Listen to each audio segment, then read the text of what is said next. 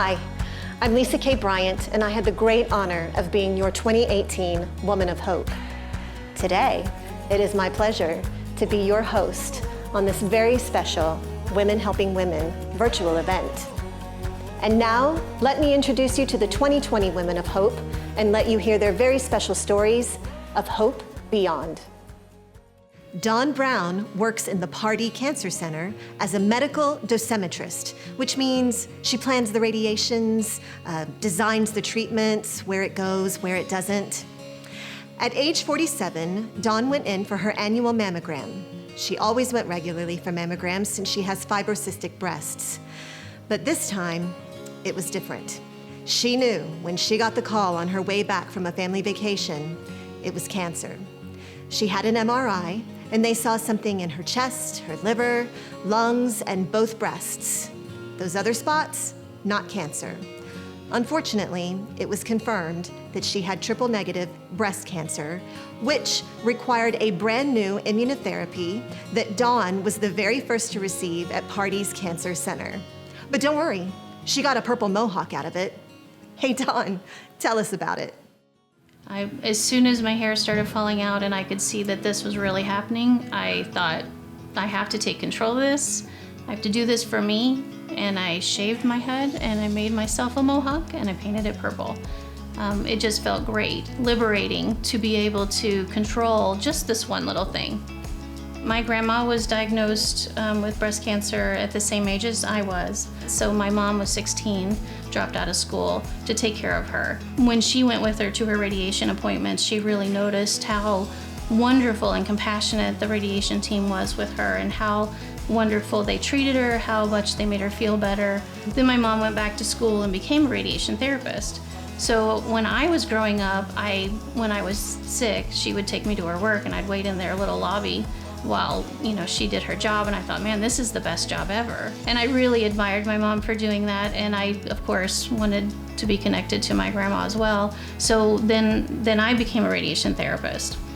I've always known, like, in the book kind of way, that the treatments that the breast patients, especially the ones that get chemotherapy and then radiation, I've always known how hard it is. Like, you're trained to empathize with people and what they've gone through. But it was really a big difference than what I thought I would go through. Every single stage of every bit of treatment has been harder than I ever thought it would be. It's just very surreal to have been a caregiver for years and then now be someone that needed care, because personally, I'm not one that accepts help.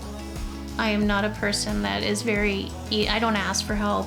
Well, this year has been a completely different year for that because I have needed so much help, and my community has been so monumental in assisting me through this year.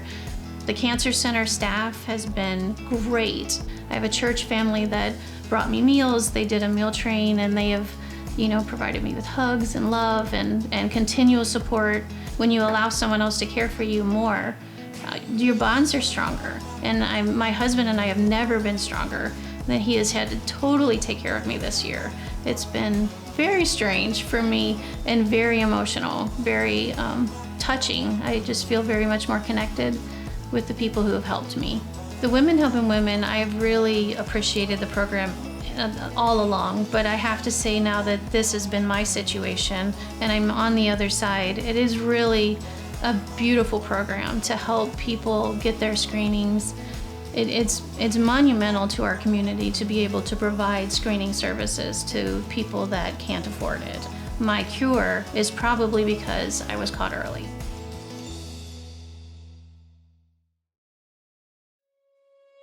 What would it be like to be a junior in college, 20 years old, and diagnosed with cancer? For 6 months, Leah Gordon had a cough, and she kept going to student health, and they kept saying, it's a cold.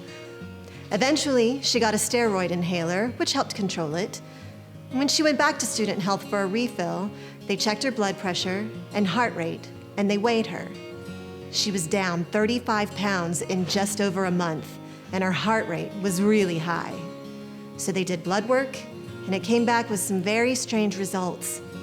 Leah's mom drove down to NC State and stayed with her. And when her summer term ended, she came home. Then it was on. She was tested for allergies, for asthma. Finally, she saw Dr. Anthony at the Cancer Center. Then, she got a CT scan, and it came back showing cancer, Hodgkin's lymphoma, stage 3. Her feeling? Dread. She was going into her senior year. She had a good life at school, but the doc said, hey, you gotta be here for the semester. In that moment, her life changed. She had to tell her friends very hard. Leah had always hated going to the doctor, and now suddenly here she was facing 12 chemos, blood work every week. But she was pretty optimistic for stage 3 lymphoma 20-year-old. Gosh, she really embraced the journey. Let's visit with Leah in the garden. I was diagnosed at 21 years old, which was wild. I was a rising senior in college, and I had jobs and internships, and then over one summer, it all kind of went downhill and I had the diagnosis. I was a pretty private person to begin with. I kept most things within my family or within my closest friend group, and then throughout my treatment and remission and everything like that, I've made a lot of new contacts and a lot of new friends. I like to stay in contact with them because we all had that one similar coincidence of being diagnosed. And it didn't matter what they were diagnosed with. The fact that we all had the same experiences really helped me throughout all of mine. And I really valued that. And it brought me to be more open as a person, to talk to more people about it. Like, I've told everyone that I see, basically. If they can't tell already by like scars or anything like that. So it's really helped me open up personally, which has been great. My hope beyond has definitely been being able to look out at this cancer garden throughout my treatment. It was actually named after my great-grandmother on my father's side. My grandfather sponsored it right when they were building it, and he said, "It's here if anyone needs it, but I hope they don't." And then a few years later, it was me.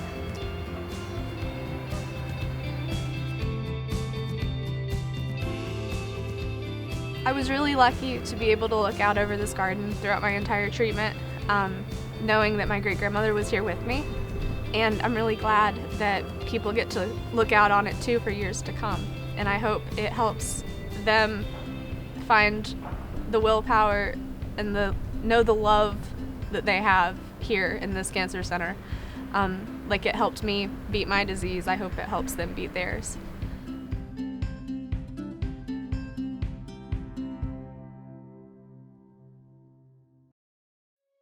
Ailita Sylvia felt something and went to Dr. Merrill on the 11th of March, 2020. She was immediately sent to the Cadence Center. On Friday the 13th, she had an ultrasound. March 17th, a biopsy. By March 20th, Dr. McAllister gave her a diagnosis, stage 3 triple-negative breast cancer. As a teacher at her beloved Bruce Drysdale Elementary, and with COVID on its way, Ailita started her first chemo on April 3rd. Her year-round school was on its 2-week break. But when COVID hit, she never went back to school and went virtual. She's been teaching and getting treatment this whole time. Ailita was treated right here at the Pardee Cancer Center. The plan? Shrink it first with chemo in 2 phases. Phase 1, 13 weeks, once a week. Phase 2, 4 treatments over a 12-week period. On September 29th, she had a double mastectomy. And after that, she began 6 weeks of radiation and will continue immunotherapy until April of 2021. But hey, don't worry about Miss Sylvia. Her students have her back, and she's got theirs. When I got diagnosed with the cancer, I still wanted to teach because it brings me a lot of joy, and the kids keep me upbeat. And I'm thinking, how am I going to do this PE virtually? And so I just tried to make it as fun as I could. It was a blessing that we were virtual, because I knew that if we were in person, I would not be able to continue teaching. I felt support from not only my family and friends and the administration here and the staff, the teachers, but the kids sending me cards in the mail, sending me emails. So telling my sons, Michael and David, that I had cancer was very difficult. Michael's a first lieutenant in the Marine Corps, so he's stationed out in California at Miramar. And David is in Chapel Hill. He just graduated from UNC Chapel Hill. But they inspire me every day. They'll call me even during chemo. They would call me during the treatments, hey, you got this. One of the special things that they did as they sent me flowers throughout this process, one of the notes that I received is very powerful as a mom, and I want to read it to you. It says, Mom, you faced cancer head on, and now are one step closer to defeating it. Always keep your spirit bright, and as you taught us, you can do anything, no matter the odds. Love you, Michael and David. For a mom, a single mom who's raised 2 boys, that means a lot, and that keeps you going. We have a saying with Michael and David, stay the course, and just keep moving forward. And that's what I'm doing, because to me, there's no other option. You just keep going. The support that I've received from so many people has been outstanding. I honestly could not have done this. There are days I wanted to quit. And you had these people telling you, no, you're strong, you can do this. Just having that facility alone is incredible. I mean, it's beautiful for one, when you are sitting there and you get to look out into the garden. It's very upbeat. Women helping women, I think it's super important, because I know that there are days you walk in there and you see people that are very down, and it's scary. So if you can bring some hope to others and share some of my experience and what I've gone through, and that, hey, you can make it, you can do this, and to keep pushing. And so I think sharing that with other women is just something I feel like I'm called to do now.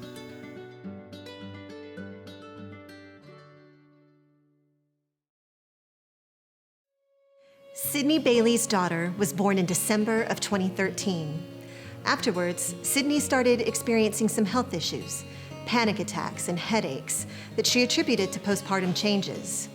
In summer of 2014, she had her first migraine. She could hardly talk, it was so debilitating, but she brushed it aside.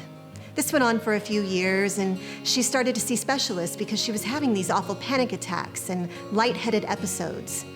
Then, in 2016, at age 28, she had a bad pain in her back and went to urgent care. On a whim, the doctor checked her eye because she told him about her headaches. He said she should mention it to her doctor. When she saw Dr. Moffitt, he also saw something in her eye and sent her to an eye doctor who discovered a brain tumor. She had surgery scheduled within the week, and they got about 40% of the tumor. She then endured a year of chemo and 6 weeks of radiation. Today, the tumor is dying, and she doesn't experience headaches anymore, and the swelling in her brain has gone down. While the tumor has diminished in size, her hope beyond has soared to new heights. So let's join Sydney now in the place that's dear to her heart, the theater. So my mom got diagnosed, it was in late 97, she started having these pains, and she thought she had bruised her ribs, and the doctors thought maybe she had asthma, and she was still actually working at the Flower Rock Playhouse as an actress. When she was sick, my grandfather was also sick. He was dying of cancer, and so he died. I remember I was in 3rd grade, and then the next year was when my mom passed. And she was 33 when she died. I'm 32. Throughout my life, from like as early as I can remember, there has been some form of tragedy or trauma. And I know that's not specific to me. I know everybody has these things. But I've always assumed the worst. My family likes to joke that I'm a hypochondriac, but again, when I got the diagnosis, it was like I knew it. And I feel bad joking about it sometimes, but also it's the way I get through it some days. But I have made a little more peace with the fear of dying, and I feel like that has made me a much more positive person. I feel like it's made me a better mom and a better teacher, a better person, a friend. It can be a very lonely place to get a diagnosis. And it's a huge support, I guess, for me mentally and emotionally, to know that there are people that are not only going through things that I'm going through or that other people are going through, but it's you're not alone. And I feel like it's a really big message that says you are not alone, you are not fighting alone, you've got a whole army behind you, and there will always be this army behind you no matter what happens. I mean, I'm not gonna lie, 2020's been a little bit of a crazy time, and when I got the call about this, it's just like this, it meant a lot because there's still that support group happening. Regardless of what's going on in the world, there are still people who care and want other people to be happy and well, and I think it's a really, really wonderful thing that's going on here. And there's a poem by Charles Bukowski, and it's he says a line in it, and it says, "Your life is your life. Don't let it be clubbed by dank submission." And I think it's an awesome line, and it's something that I've kind of relied on throughout, you know, the deaths that I've experienced in my family, but it's something that I'm holding on to. So not if I survive, but when I survive, I'm going to continue to do things that I want to do. I'm going to live my life for myself and also those that I love and that love me. I want to have a full life, and I will have a full life, because it's not about if, it's about when. It's a challenge. Cancer is a challenge, but if you gotta fight for it. You gotta take yourself and put yourself in that ring and expect to win.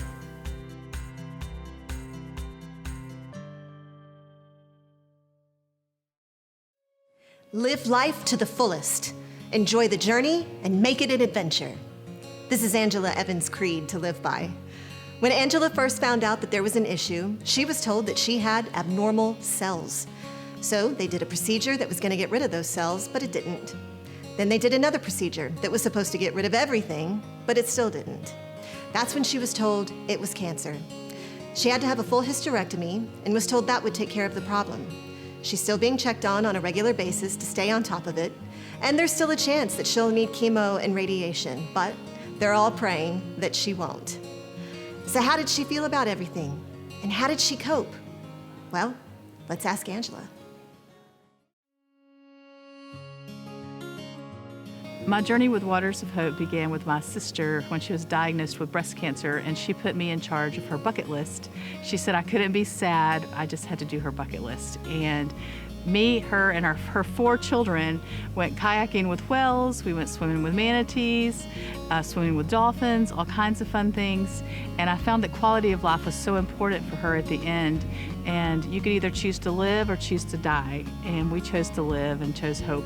And we went to all kinds of cool places, and after she passed, I decided that I wanted to give back to other people in a positive way, and that's when Waters of Hope was born.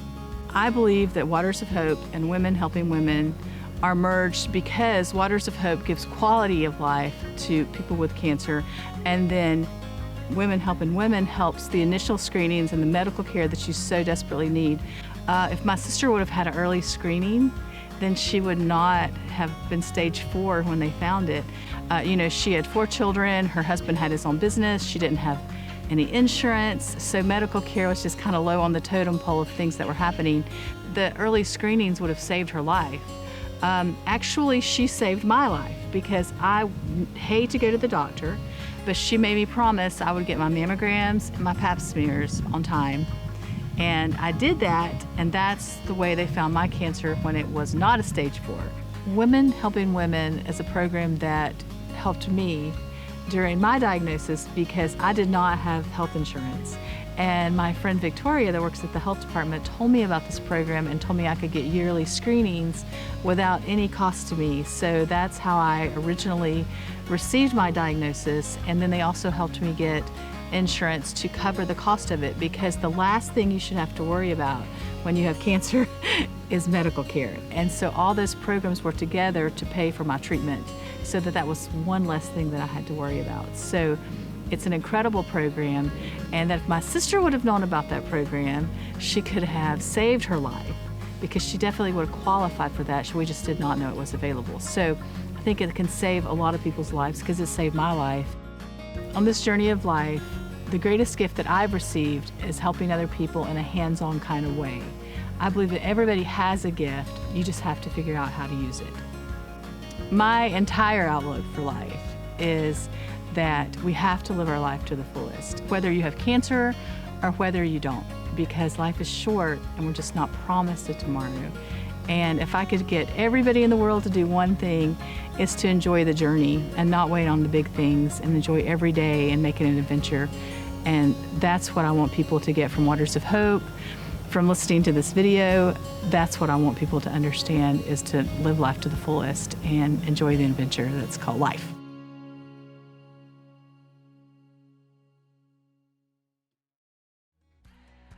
Hello, my name is Miles Fish, and I have the privilege of being the Executive Director of the Pardee Hospital Foundation. I want to thank you all for participating with us today, and I want to thank the Women of Hope for having the courage to get up and tell us their story. What you have just seen today with these stories of the Women of Hope is a program of our foundation, one of many that we use to try to serve the needs of the residents of Henderson County. I hope that you were as impressed with their stories and inspired as I was, because these stories tell the real story of what we are doing in our efforts to serve you and your neighbors.